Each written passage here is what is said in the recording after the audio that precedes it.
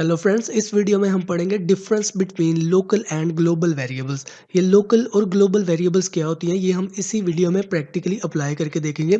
इससे पहले मैं आपको एक डेफिनेशन दिखाना चाहता हूँ इस लोकल और ग्लोबल वेरिएबल की। Global variables are declared outside any function and they can be accessed और used any function in the program. इसका मतलब ये है कि फ्रेंड, अगर हम कोई ग्लोबल वेरिएबल्स बनाते हैं तो वो हम किसी भी फंक्शन के बाहर बनाएंगे और उस ग्लोबल वेरिएबल को हम किसी भी फंक्शन के अंदर यूज कर सकते हैं।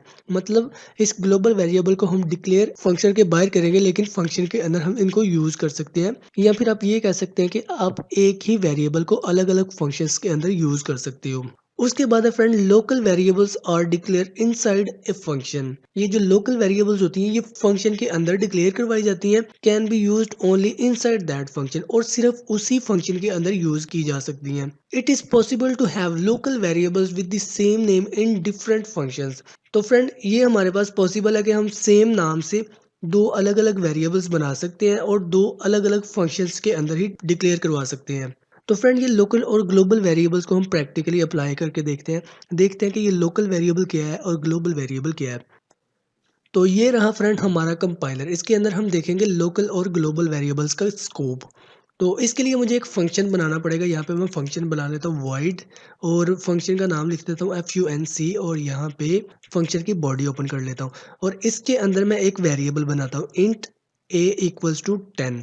तो ये जो मैंने वेरिएबल बनाई है इसको बोलेंगे लोकल वेरिएबल।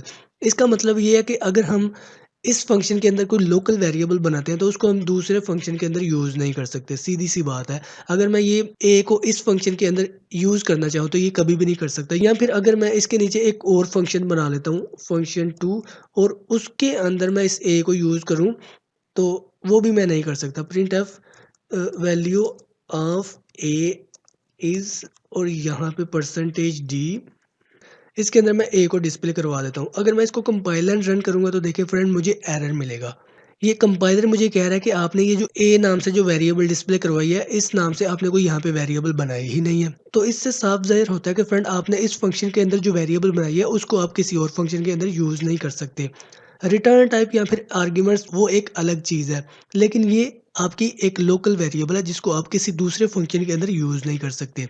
हाँ, लेकिन इसमें एक चीज़ ऐसी है कि अगर आप सेम नाम से एक और वेरिएबल इस फंक्शन के अंदर बना लो, इस तरह पॉसिबल है। अगर मैं यहाँ पे सेम नाम से एक वेरिएबल बना लेता हूँ यहाँ पे, और उसके अंदर मैं वैल्यू स्टोर करवा लेता हूँ कोई भी। अगर मैं इसको कंपाइल एंड रन करूँ तो देखिए फ्रेंड, ये मुझे वैल्यू डिस्प्ले नहीं हो रही, क्योंकि मैंने इस फंक्शन को कॉल ही नहीं किया अपने मेन फंक्शन के अंदर। तो इसके लिए मुझे यहाँ पे अपने मेन फंक्शन के अंदर इस फंक्शन को कॉल करना पड़ेगा।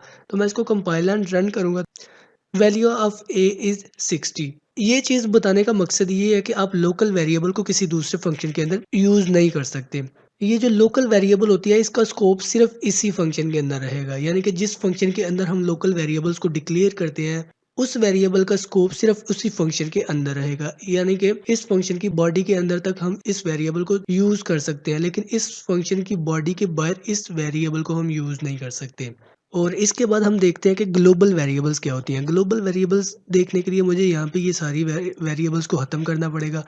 इसको भी मैं यहाँ पे इस फंक्शन को भी खाली कर देता हूँ। अब मैं क्या करता हूँ कि फ्रेंड, यहाँ पे मैं एक वेरिएबल बनाऊंगा ग्लोबल वेरिएबल। ग्लोबल वेरिएबल कैसे बनाई जाती है ये देखिए फ्रेंड, ये हेडर फाइल के नीचे और बाकी फंक्शन या फिर बाकी कोड के ऊपर यहाँ पे हम ग्लोबल वेरिएबल बनाते हैं।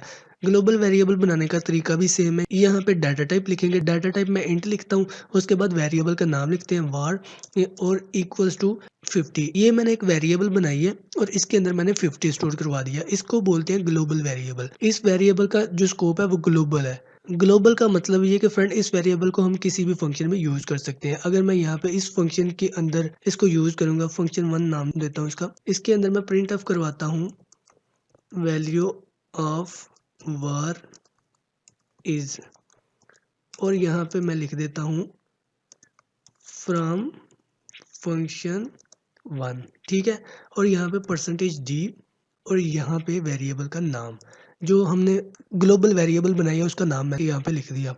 यहाँ पे एक न्यू लाइन दे देता हूँ और सेम इसी लाइन को कॉपी करता हूँ और यहाँ पे दूसरे फंक्शन के अंदर पेस्ट कर देता हूँ, और यहाँ पे लिख देता हूँ फ्रॉम फंक्शन 2। ठीक है। अब ये देखें ये var नाम से जो वेरिएबल हमने बनाई है ये यहाँ पे एक बार लिखी हुई है और इसी var नाम की वेरिएबल को मैं 2 अलग-अलग फंक्शंस के अंदर यूज़ कर रहा हूँ। अब मैं किसी भी फंक्शन को यहाँ पे कॉल करूँगा तो मुझे कोई एरर नहीं मिलेगा और बिल्कुल यही वैल्यू हमें डिस्प्ले होगी जो ग्लोबल वेरिएबल के अंदर हमने स्टोर करवाई हुई है। तो यहाँ पे मैं फंक्शन 1 को कॉल करता हूँ, फंक्शन 1 और इसको कंपाइल एंड रन करूँगा तो देखिए फ्रेंड ग्लोबल वेरिएबल के अंदर जो वैल्यू स्टोर है वो हमें डिस्प्ले हो रही है 50। इसी तरह यहाँ पे मैं फंक्शन 2 को भी कॉल कर लेता हूँ। अब देखते हैं कंपाइल एंड रन करके। ये देखिए friend value of var is from function 1 और ये देखिए ये यहाँ पे लिखा हुआ है value of var is from function 2।